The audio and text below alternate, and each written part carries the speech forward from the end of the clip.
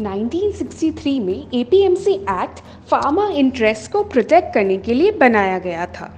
लेकिन आज की डेट में एपीएमसी एक्ट के कारण ही किसानों की एक्सप्लॉइटेशन हो रही थी। हर एक स्टेट में अपने एरिया के हिसाब से स्पेसिफिक एपीएमसी मंडीज होती है। अगर किसी ट्रेडर को उस एरिया से माल खरीदना है तो उसे उस मंडी का लाइसेंस लेना पड़ता है। वैसे ही उस एरिया के फार्मर को उस ही स्पेसिफिक मंडी में बेचने की परमिट होती है।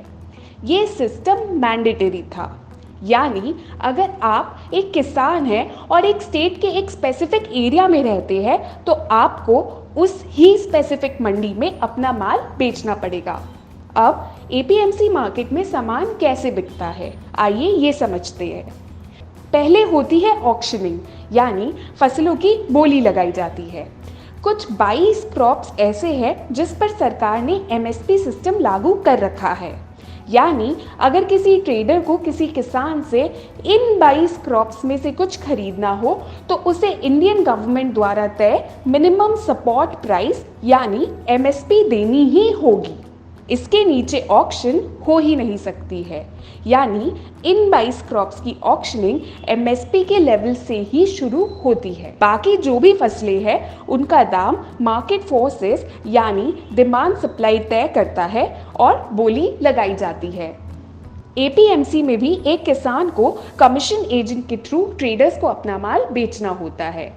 ये कमीशन एजेंट ही ट्रेडर्स के साथ माल का दाम फिक्स करते हैं और सौदा तय होने पर ट्रांजैक्शन एजेंट्स किसानों के इस ट्रांजैक्शन पर अपनी फीस लेता है।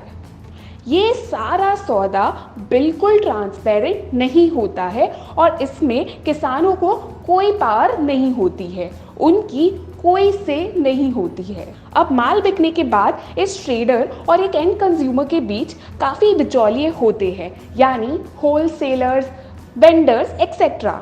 इस प्रोसेस में बिचौलिए अपना कमीशन काटते जाते हैं और जब तक वो माल एक एंड कंज्यूमर तक पहुंचता है तो उसके दाम कई गुना बढ़ जाते हैं। बेचारे किसान को अपना माल कम दाम में बेचना पड़ता है और एक एंड कंज्यूमर को यानी उपभोक्ता को ये माल ज़्यादा दामों में खरीदना पड़ता है।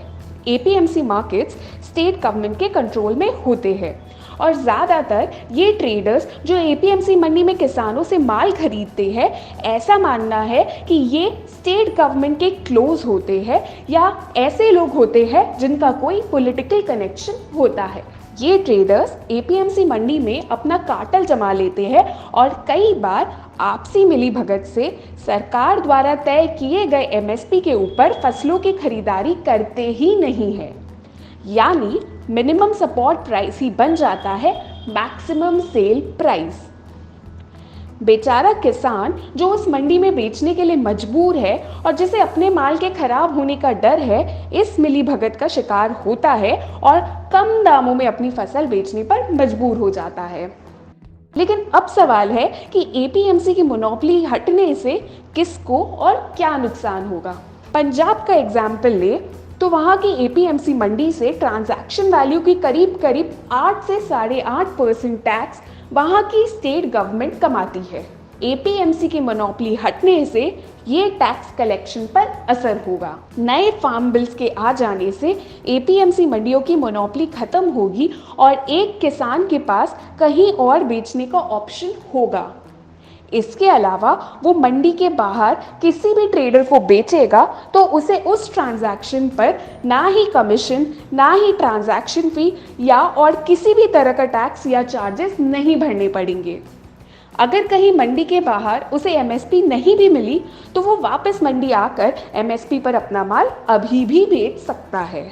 ये बिल्कुल उसकी चॉइस है। इसके अलावा अगर सप्लाई चेन को देखा जाए तो वहाँ से बिचौलिए खत्म हो जाएंगे और एक किसान और एंड कंज्यूमर के बीच का फासला कम होगा। हम वैसे तो लिबरलाइजेशन, प्राइवेटाइजेशन और ग्लोबलाइजेशन जैसी बातें दशकों से करते आ रहे हैं और यहाँ ऐसा हाल है कि एग्रीकल्चर सेक्टर, जो कि हमारे देश का सबसे बड़ा सेक्टर है, वो ही एपीएमसी एक्ट की मोनोपोली के तले किसानों को दबाए जा रहा था, उन्हें एक्सप्लॉइट किए जा रहा था।